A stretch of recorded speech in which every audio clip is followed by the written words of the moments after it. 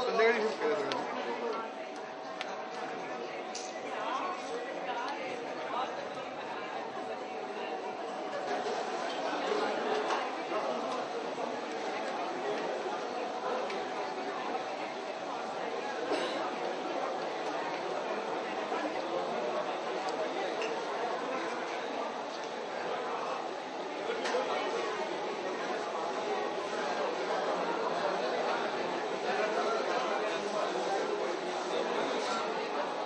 संकेत भाई का मैंने कैटरेक्ट सर्जरी किया है अभी अभी नवंबर एंड में ट्रैक है उनको भी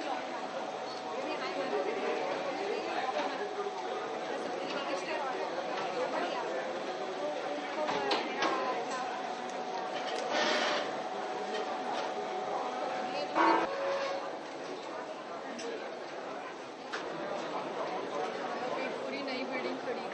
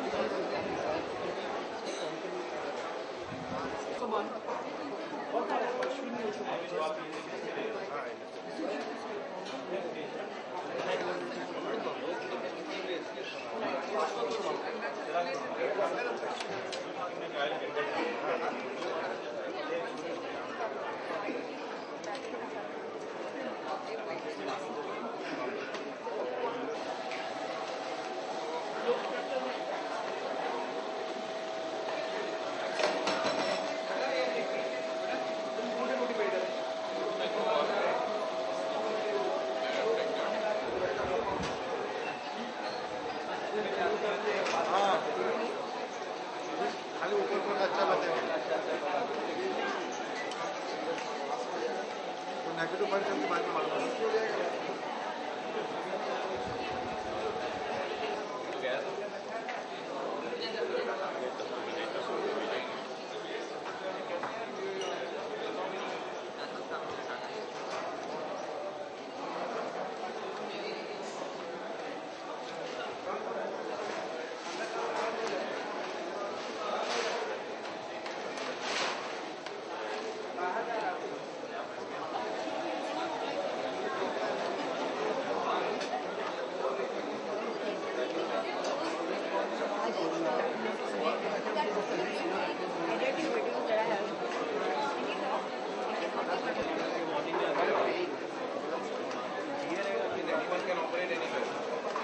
start your own consulting.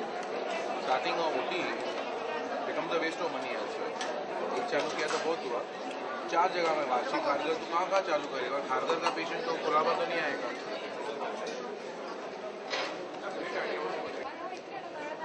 Madam आवी जाओ ले साहब તમે भी करे भेज लो कूपन नहीं लिया कूपन नहीं घेतली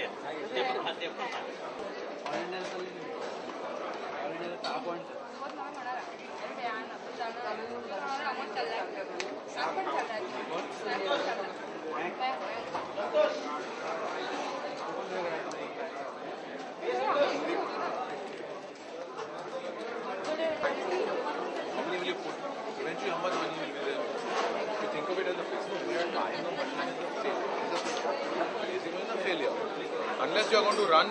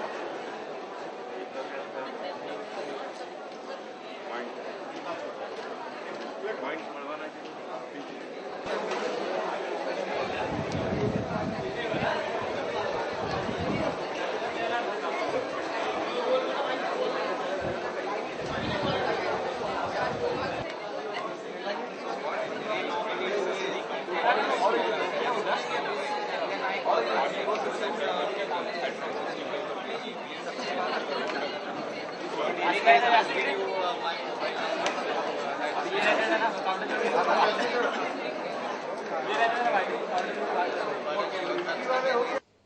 like to thank the OTSI for giving me an opportunity to talk here.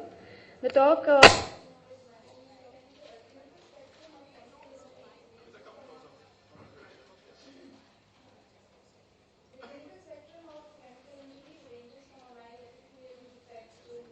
more extensive damage involving the lid margin, the ocular surface, to a complete ground glass appearance of the cornea with extensive limbal ischemia.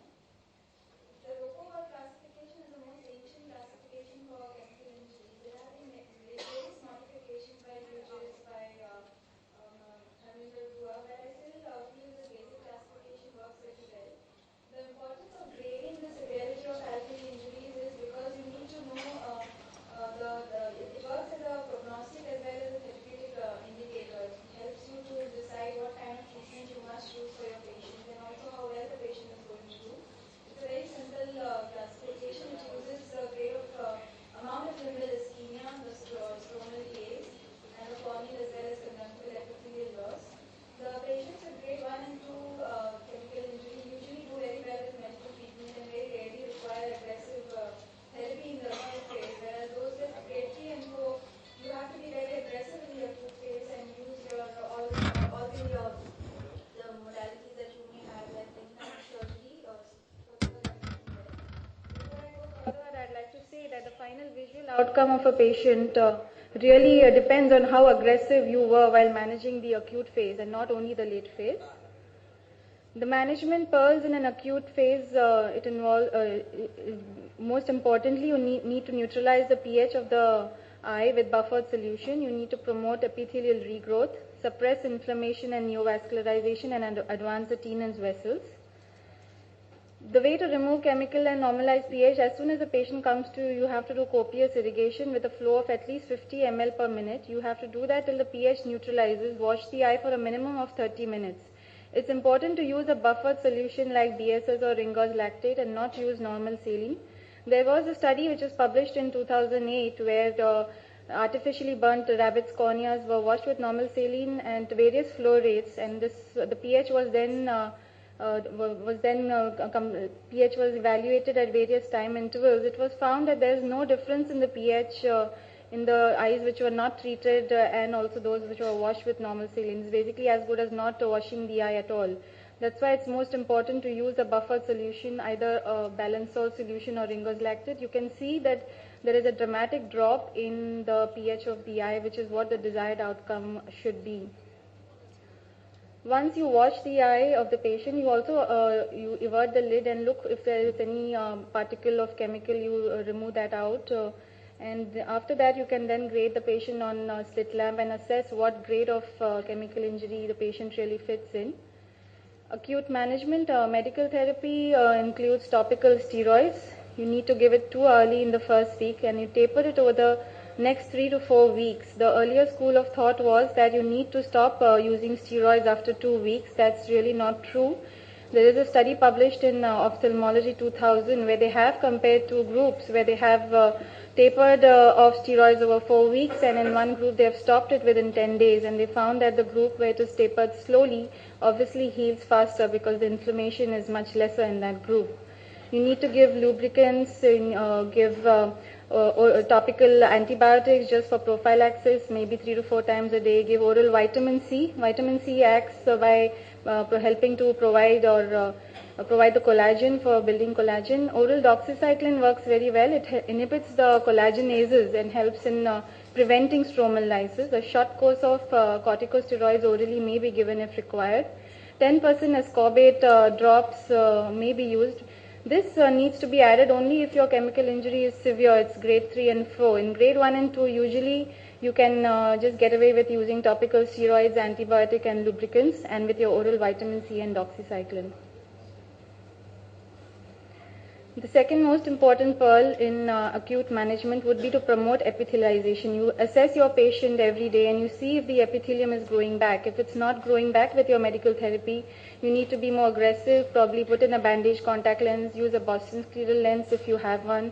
If it's available, amniotic membrane transplant works very well in the acute phase.